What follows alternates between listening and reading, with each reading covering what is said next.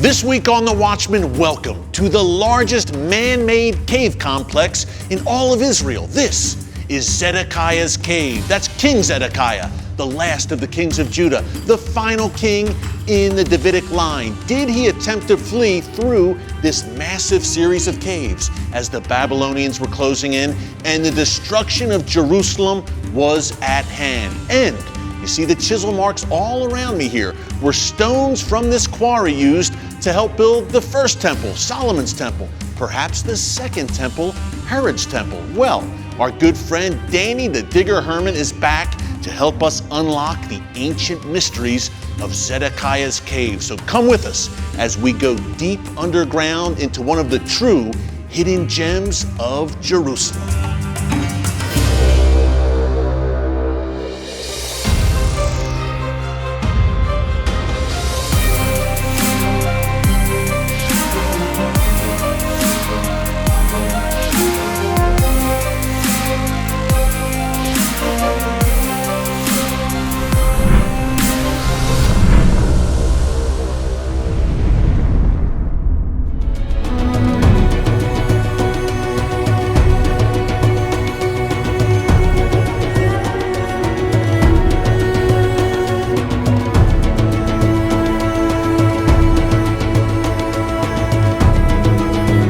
Well, Danny, welcome back to The Watchman, my friend. Always great to be with you in Jerusalem. Always a pleasure to be with you. Yeah, and you always take us to the best spots and the hidden gems, and this is one of the top hidden gems in all of Jerusalem. This is Zedekiah's cave, Danny, and man, This has a fascinating backstory. Tell us a little bit about why this place is so important. This is really a fantastic site. First of all, the Damascus Gate, the biggest and the most ornate gate in the old city of Jerusalem, is right here around the corner.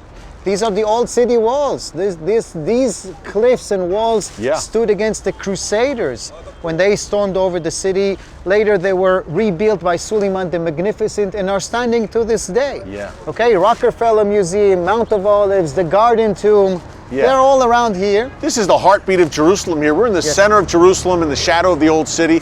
You can hear the rush hour traffic. It's a bustling, busy place. But not that long ago, say mid-19th century, it wasn't like that. It looked totally different, okay? Instead of cars and motorcycles, you had camels and donkeys here. And an American scholar and a physician, James Barclay, he's known also for the discovery of a gate in the Western Wall. It's called to this day Barclay's Gate. So 1854, he walks around here with his dog, who suddenly trips and disappears. And as he bends over to grab him, he notices this is a really big ditch. So he decides to investigate this the following day, returning to the site with his two sons and torches concealed behind their gowns so they wouldn't be noticed. So kind of, they slide in and they find Zedekiah's cave. So we're going to go underground. Now, I can't wait to get going. It's a little chilly out here in Jerusalem. We're going to take off these jackets first, then we're going to go inside. Danny, let's go. Let's go. You have to imagine this minute when Barclay and his children, they sneak in, they take out the torches and they light them up and boom, boom. They see all of this. Look at this Danny, size. this is, let me gather myself and take this all in for a second. Now, Danny, this place looks huge. It looks like it goes deep down. How far does it go down? It's amazing. It's literally a hidden gem. And it's a very big hidden gem. We actually don't know the full size of it. Only about half of the cave has been uncovered.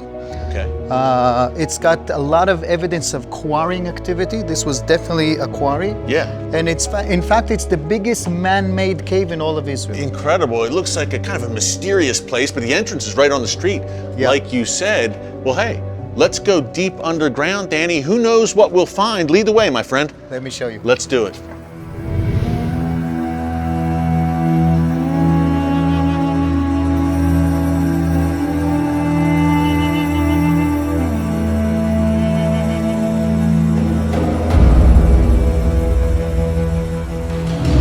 So this is one of the inner halls of this giant complex. Yeah, look at this place. Wow, Danny. And what's most visible are the quarrying marks. You can see them all over you. Now, for the person at home, what is quarrying? For someone saying, what is a quarrying area? It's chiseling stone. Literally. You can see here this big shape of a stone that was pulled out and then taken to some construction site. You can see it, Danny. It's almost like compartments where they chiseled around and took the stone out. Yes. And Now, big stones, by the way. Look at this. gigantic. Huge. Okay? When this was found in the 19th century, look at this size, for instance. That's a mammoth. That's really massive. And you and I were talking off camera. The labor involved. The poor guys who were down here carving these stones out. People sweating the whole day for pita bread, basically. For a piece of bread back then, to feed their family. This is what they had to do. Talk about hard labor. Yes, but from which period is it? So the generation that found it opened the Bible, as all the scholarship in those days did, and it's very tempting to link it to Solomon. King Solomon. Yes, let me read to you the quote from First Book of Kings, chapter 5. Solomon had 70,000 carriers and 80,000 stonecutters in the hills, as well as 3,300 foremen who supervised the project and directed the workmen. At the king's command, they removed from the quarry large blocks of quality stones to provide a foundation of dressed stone for the temple. For the first temple. Solomon's legendary temple, Danny. So people were suggesting that this may have been the very quarry that First Kings mentioned, where some of the stones that were provided for the first temple were carved out. Totally. And it's a very attractive theory, except that the archaeological science advanced later on, and now there's almost a consensus that this dates to a later period. Okay, It just wasn't used. They didn't quarry that kind of stone in the days of the first temple, but it was used maybe for a temple, the Jewish temple, the second one. Herod's temple. The Herodian temple, exactly. And a lot of these stones, it looks kind of similar to the stones at the Western Wall in that area, doesn't it? It's even the same stone type. It's called the Meleke type of stones, the royal stone. Wow. Very whitish, high quality, hard stone. And that makes a lot of sense. And it's still a leading theory. It's still a leading theory that maybe these blocks of stones can be seen to this day at the Western Wall, were quarried here and delivered somehow to the construction site. That's a question. And those numbers in 1 Kings, 70,000, 80,000 stone cutters. You can imagine the massive labor force down here, Danny, whether it was the first temple or the second temple. Wow, hard labor, tough labor. Okay, so we have the possible Solomon link, the more likely Herodian link to the second temple. But there's another biblical figure. After all, this is called Zedekiah's cave. Yes. Zedekiah, King Zedekiah, the last king of Judah, major potential storyline there as well that unfolded in these very caves. Yeah, the Jews of Jerusalem, when this was found, they developed a belief that this relates not to King Solomon, but to King Zedekiah, the last king of Judah. And not a good king. Not a good king. The king that caused the end of Jerusalem, of the first temple at least. And to this day, there is a spring on the other end here that is claiming to relate to Zedekiah. It's called Zedekiah's spring or Zedekiah's tears. Let me show you. Let's go. We are thrilled to announce that Vice President Mike Pence will address thousands of pro-Israel Christians at the CUFI Summit in Washington, D.C. on July 8th. A steadfast defender of the U.S.-Israel relationship and longtime friend of Christians United for Israel, Vice President Mike Pence has been committed to letting the world know that America stands with Israel and the Jewish people, boldly and without apology. Since taking office, President Trump and Vice President Mike Pence have shown their strong support for Israel by relocating the U.S. Embassy in Tel Aviv to Jerusalem, Israel's eternal capital, and recognizing Israeli sovereignty over the Golan Heights, and supporting Israel's right to defend itself from attack. Join us in our nation's capital to hear directly from Vice President Mike Pence, Secretary of State Mike Pompeo, and many other top pro-Israel leaders. Register now to attend the CUFI Washington Summit on July 8th and 9th.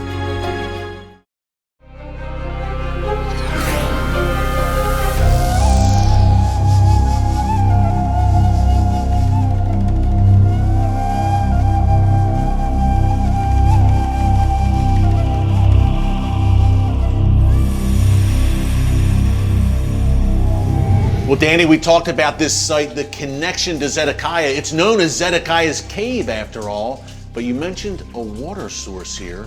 Yes. It relates to Zedekiah. Where are we right now? We are in possibly the lowest part of the cave, almost the lowest part of it. And there is a little water leak, like a little trickle of water coming here to this day from some natural source. You can hear the it. Jews have developed a tradition not only relating this to Solomon, which we spoke about before, but to the last king of the kingdom of David, of the Judean dynasty, King Zedekiah. A very tragic ending. Indeed. Okay? And to read the text from the Bible itself, after his rebellious act, the Babylonians decide to conquer Jerusalem. Yeah, he revolted against Nebuchadnezzar. Bad move. Yes, bad decision. Then a breach was made in the city, and all the men of war fled by night by the way of the gate between the two walls, which was by the king's garden. Now the Chaldeans were against the city round about, and the king went by the way of Arava. The Jews developed a belief, the Jews of Jerusalem, that this was the tunnel that he sneaked out towards the Arava. So Zedekiah, he escaped the Chaldeans or the Babylonians. He escapes. He tries to get away. He comes through this cave. Then what happens to Zedekiah? It doesn't end well. But the army of the Chaldeans pursued after the king and overtook him in the plains of Jericho, and all his army was scattered from him. And Zedekiah, a kind of a grisly last mention of him in 2 Kings, Danny. He has his eyes gouged out by Nebuchadnezzar's hordes. Yes, and totally.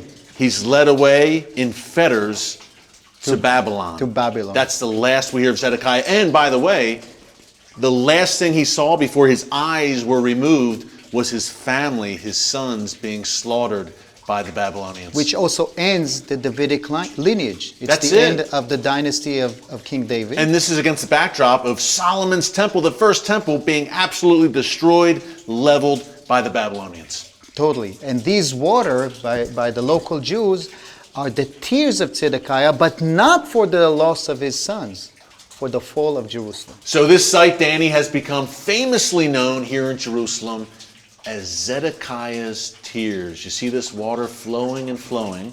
Yeah. Zedekiah's tears. He is crying to this day. So Danny, what an end for King Zedekiah, not walking with the Lord, one of the bad kings.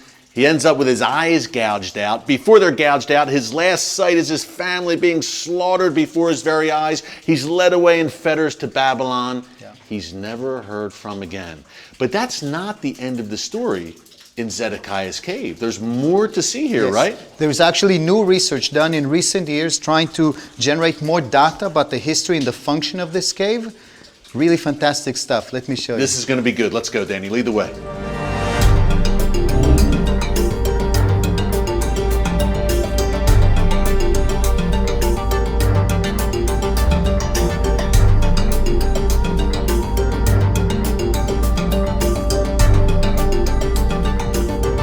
Eric, so as archaeology advances as a scientific field, more research has been done in many sites, including here. In the last decade, new research has been done in this part of the cave, which is actually here underground. It's not yet open to the public, okay? There are signs here warning, Beware. yes, do not enter. But we were able to get special access today, by the way. We're very fortunate. Not many people come back here. Yes, this was a special, generous offer of the municipality to let us in. We have to put these helmets on. Okay. And to everyone's surprise, we thought that we might discover here finds that relate this site to Solomon, to Zedekiah, to Herod. No, Sure, that's what we've been talking about. no, the finds here seem to relate to the Middle Ages, to a fantastic bloody chapter in the history of Jerusalem, the Crusaders. Wow. The Okay. Knights Templar. The Knights Templar, who were controlling the Temple Mount, which is just around the corner on the surface. Right above us, yeah. They were possibly the ones to make this as an escape route, as a secret tunnel so they could sneak out and run for their lives in the worst case scenario of the Muslim retake of the city. And that Crusader force that ruled Jerusalem, Danny, that was a small force of knights. Yes, they were very tactical. They managed to master a large piece of land. Yeah. But at the core of the fighting force, we're talking about 500 to 600 Templar knights. That's Surrounded it. by a large Muslim population, like Yes. you said. So we In know the in Middle Ages. Akko they had a secret tunnel, and other sites also bear those type of underground pathways, and perhaps this is all part of the medieval Crusader plan. Okay, Danny, so we have this special permit. Now we're going to get a rare opportunity. How cool is this, by the way, to go into this possible Crusader, hidden, secret, underground Crusader escape route. We're going to go in now. Folks, I'm in good hands. I am with a professional archaeologist. They call him Danny the Digger for a reason. So I will let you lead the way, my friend. Let's go into the secret Crusader escape route. Let's go. Careful now. Here we go. This is a nasty fall here, be careful. Yes, yes. We'll head back to Zedekiah's cave a bit later in the show. But up first, Danny the Digger gives us an up-close look at some of the world's most legendary archaeological finds, proving the truth of the Bible. That's coming up after the break. Don't move. Hey everyone, Erick Stakelbeck here. I want you to join me in Washington, D.C. this July for the premier pro-Israel event in the United States. The 14th annual CUFI Washington Summit will be held on July 7th, 8th, and 9th at the D.C. Convention Center, and it will be our biggest and best yet. Thousands of pro-Israel Christians will join together and lift their voices in the nation's capital for Zion's sake.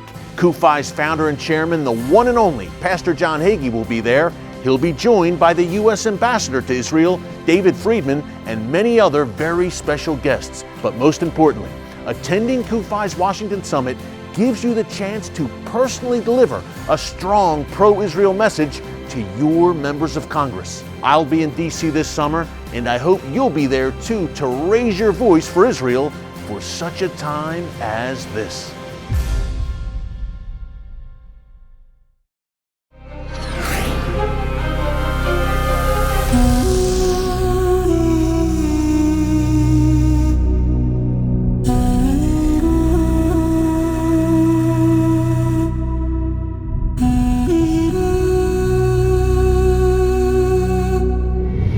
Fundamental question for evaluating the Bible for modern reader with science and technology at hand is whether these biblical accounts are valid.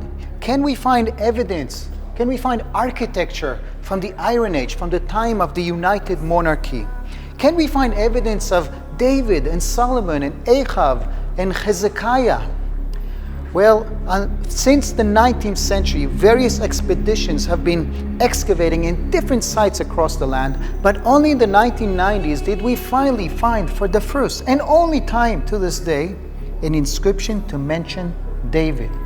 An inscription to mention David as a founder of a dynasty that is the enemy of some Aramaic king who have conquered the north and placed this inscription. Another sensational discovery that one can see here at the Israel Museum is an artifact that was originally found in a cave like this in a hill overlooking Mount Zion in Jerusalem. Uncovered in the 1980s, it proved to be a burial cave of wealthy Jews. These are the original pots that were found in the burial cave, and around the corner one can see the jewelry, silver necklaces, Phoenician glass bits. But one of those items proved to be extremely important when it was unwrapped in the laboratories of the Israel Museum. A careful look at this, playing with the angles of the light, indicated that there's writing on it. And the writing turns out to be a quote from the book of Numbers. The Lord bless you and protect you. The Lord deal kindly and graciously with you. The Lord bestow His favor upon you and grant you peace. יברכך אדוני וישמרך, יאר אדוני פניו אליך ויחונך, יישא אדוני פניו אליך וישם לך שלום. This text is said to this day by priests in Jewish synagogues. The Israel Museum also presents a wealth of finds from the Second Temple period, the period of the return of the Jews from Babylonian exile, the rebuild of Jerusalem and its temple, and burials of Jews from that time are on display here. But for a Christian visitor of the Israel Museum, this part presents the three most significant items that relate to Jesus himself. In the center, we have here a plaque originally found in Caesarea in the 1960s that documents the creation of a shrine for Tiberius. The constructor of it is Us Pilatus. The beginning is missing, but it's probably Pontius Pilatus, Pontius Pilate, the governor of Judea. The governor of Judea, but also the judge, the person who judged Jesus. And this is, to this day, the only time his name is found in an inscription.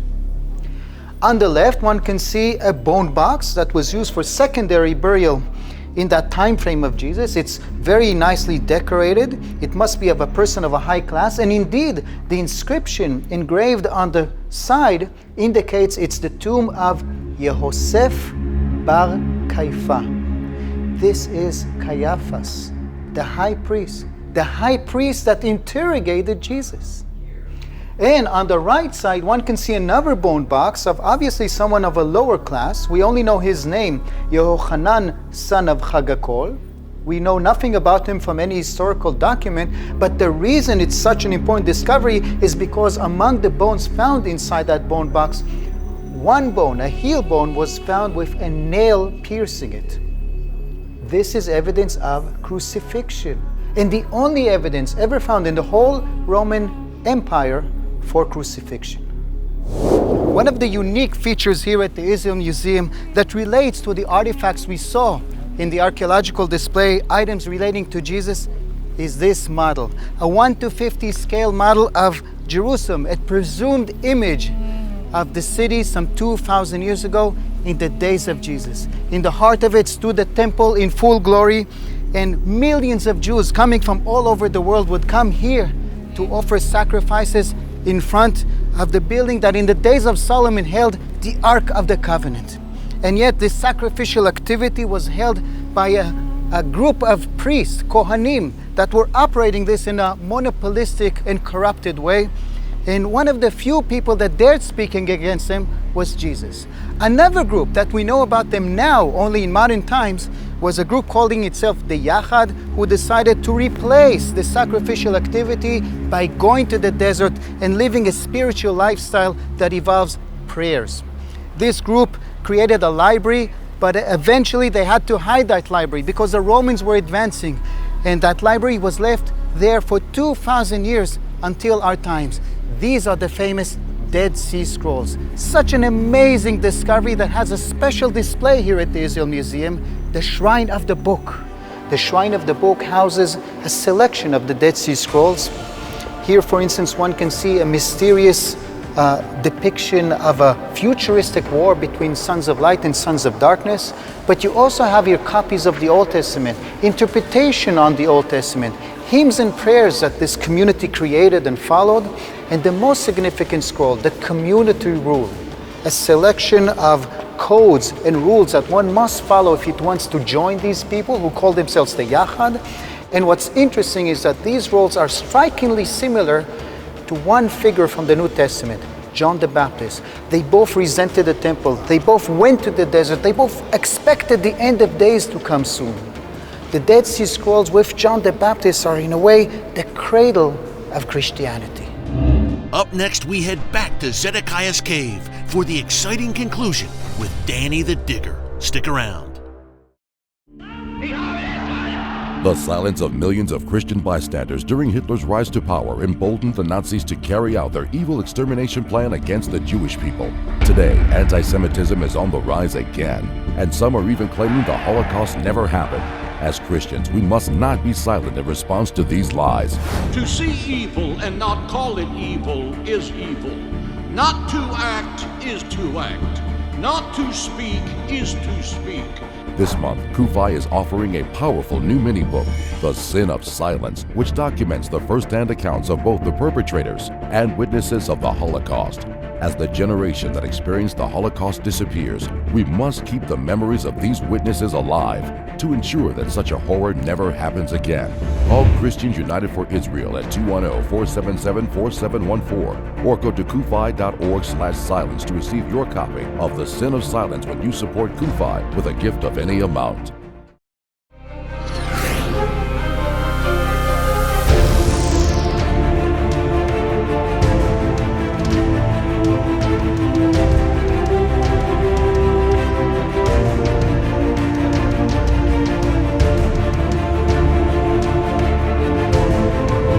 Danny, that was fun. It's not often you get a chance to go deep underground in what may have been a Crusader escape route from the Middle Ages. Yes, totally. This was exciting for me too. I've known about this site, but actually going there, getting the permit to film there, that was exciting. Yeah, even Danny the Digger hasn't seen quite everything. Even a legend like you discovers something new here and there. And Danny, where we're standing right now, this is the largest area in this cave complex, the size of maybe a few basketball courts side by side, a pretty big place. And there's still some events taking place right here. Yeah, concerts, even weddings. Some people like to get married in this space. Wow. It's literally a hidden gem. It's underground, but it's a beautiful and very interesting spot. And there are other places in this area which are also quite interesting attractions. The Garden Tomb. Of course. Okay, the alternative place of the crucifixion of Jesus. It's a block from here, the place where some believe Jesus was crucified, died, and was buried, rose again. The Garden Tomb, a block from here. It's walking distance. Damascus Gate, which we have shown. Of course. And the Rockefeller Museum, where some amazing artifacts found in British times are kept on display to this day. Well, Danny, it was such a pleasure to unveil this hidden gem for the Watchman viewers today. We'll do it again soon with you here in Israel, my friend. Watchman contributor Danny the Digger Herman, always a pleasure. Oh, thank you. My pleasure. My friend, no one better. Danny the Digger Herman, folks. And hey, our team at Christians United for Israel loves to bring you these kinds of stories that you just won't see anywhere else. So call, click, you see the information on your screen. Join our movement today for such a time as this. Well, thanks for coming deep underground with us today in Zedekiah's cave in the heart of Jerusalem. Until next time, God bless you. And remember, never hold your peace.